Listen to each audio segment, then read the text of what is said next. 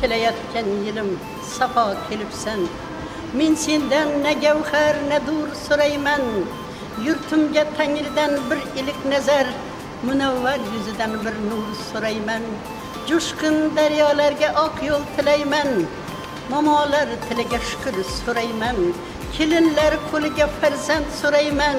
Shirin hayot u baxti omad so'rayman.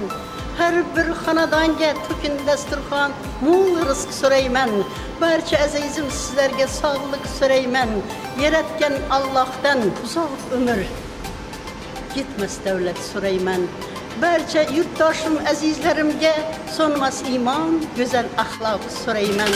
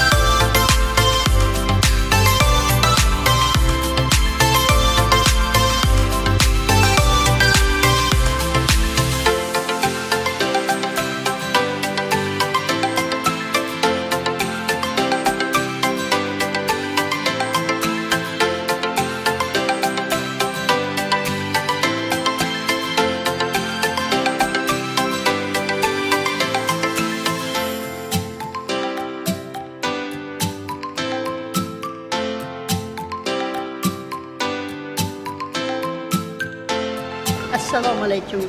Assalomu alaykum yurtdoshlarim, azizlarim. Kelayotgan yangi yilingiz muborak bo'lsin, qutlug' bo'lsin. Elimizga, yurtimizga, har bir xonadonga baxt, omad, tinchlik, xotirjamlik olib kelgani rost bo'lsin. Bugun mana viloyat nuroniy jamg'armasida barcha tumanlardagi bujonlar yig'ilishib 2024-yilda qilingan ishlarni sarhisob qilib, endi qiladigan ishlarimizni yangi yildan 2025-yilda qiladigan ishlarimizni bir suhbatlashib oldik.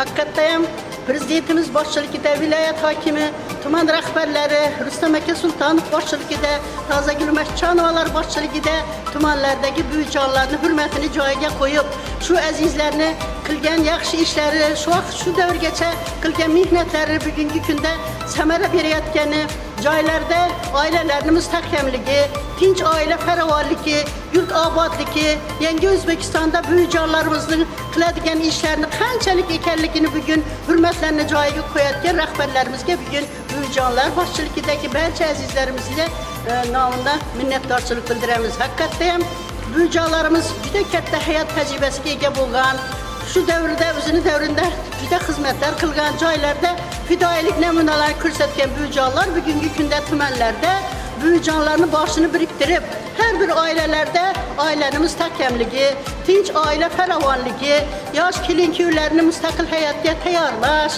mana shu hayo, ibodat degan milliy qadriyatlarimiz bo'yicha qiladigan ishlari, endi qilishi lozim bo'lgan qaynona kelin munosabatlari, to'y marosimlarini bechiqim qilib, kamchiqim qilib o'tkazish to'g'risidagi masalalar bo'yicha bujonlar joylarga chiqib, mahallalarda, oilalarda bo'lib, ana shular bilan bir tinch suhbat o'tkazib, bir ma'noqli suhbatlar bilan shu oilalarning yaxshi hayotlarini yordam berishda, maslahat berishda o'zining ko'makini berib kelyaptilar.